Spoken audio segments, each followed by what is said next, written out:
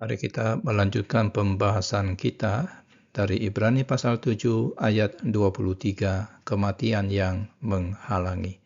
Demikianlah firman Tuhan, dan dalam jumlah yang besar mereka telah menjadi imam, karena mereka dicegah oleh maut untuk tetap menjabat imam.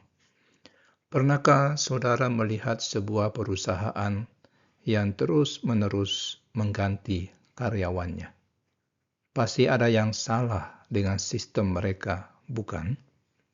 Nah, di dalam Ibrani pasal 7 ayat 23 ini, penulis kitab ini menunjukkan hal yang sama tentang sistem keimaman Lewi. Banyaknya imam yang silih berganti bukan menunjukkan kekuatan, melainkan kelemahan mendasar dari sistem tersebut. Kata banyak di sini bukan sekedar angka, tapi menggambarkan realitas yang mengecewakan. Bayangkan, berapa ribu imam yang telah melayani sepanjang sejarah Israel, mulai dari Harun hingga masa penulis kitab Ibrani. Mereka semua adalah orang-orang yang terpanggil dan terpilih, tapi satu persatu harus berhenti karena kematian. Tidak ada satupun yang bisa melayani selamanya. Frasa dicegah oleh maut sangat kuat dalam bahasa aslinya. Kematian di sini digambarkan seperti penghalang yang tidak bisa ditembus, seperti tembok tinggi yang memaksa setiap imam itu harus berhenti di tengah pelayanan. Tidak peduli seberapa besar dedikasi mereka, seberapa dalam pengalaman rohani mereka, atau seberapa berkualitas pelayanan mereka, kematian tetap menjadi musuh yang tidak terkalahkan. Kalimat untuk tetap menjabat menunjukkan apa yang sebenarnya dibutuhkan dalam keimaman, kontinuitas dan kelanjutan. Umat Allah butuh imam yang selalu ada, yang tidak pernah absen, yang tidak pernah libur karena sakit atau meninggal.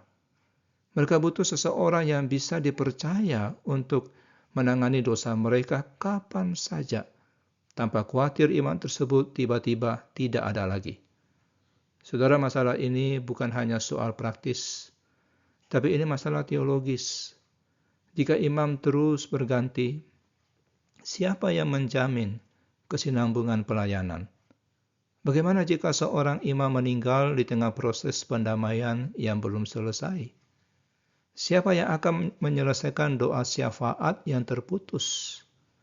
Pergantian imam menciptakan celah-celah yang bisa membuat umat merasa tidak aman.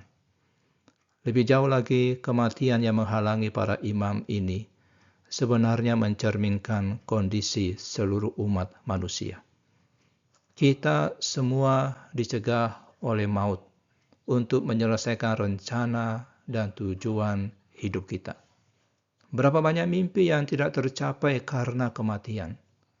Berapa banyak proyek yang terhenti karena sang pelaksana dipanggil pulang? Inilah realitas hidup yang pahit.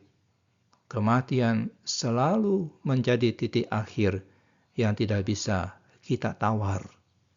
Tetapi saudara, pengamatan yang tampak pesimis ini sebenarnya sedang mempersiapkan kita untuk kabar baik yang luar biasa. Jika masalah utama sistem keimaman Lewi adalah kematian, maka solusinya adalah imam yang tidak bisa mati. Jika kelemahan mereka adalah keterbatasan waktu, maka yang dibutuhkan adalah imam yang punya waktu tak terbatas. Disinilah Yesus hadir sebagai jawaban sempurna. Dia tidak dicegah oleh maut, karena dia telah mengalahkan maut itu sendiri. Kebangkitannya bukan hanya menunjukkan kuasanya atas kematian, tapi juga menjamin bahwa pelayanan keimamannya tidak akan pernah terputus.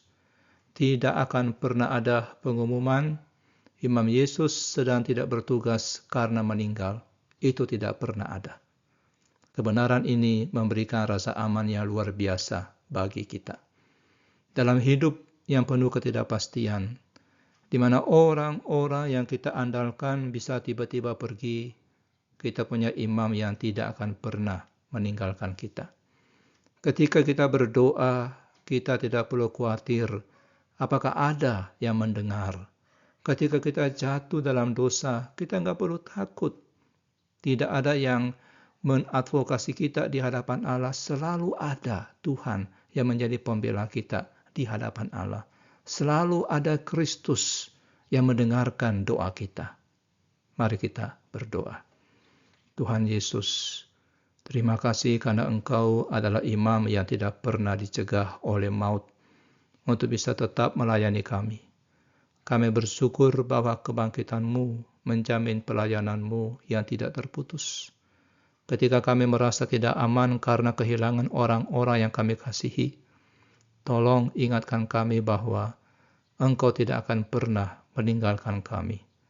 Bantu kami mengandalkan-Mu sepenuhnya, karena hanya Engkaulah yang bisa melayani kami selamanya. Di dalam nama Tuhan Yesus kami berdoa.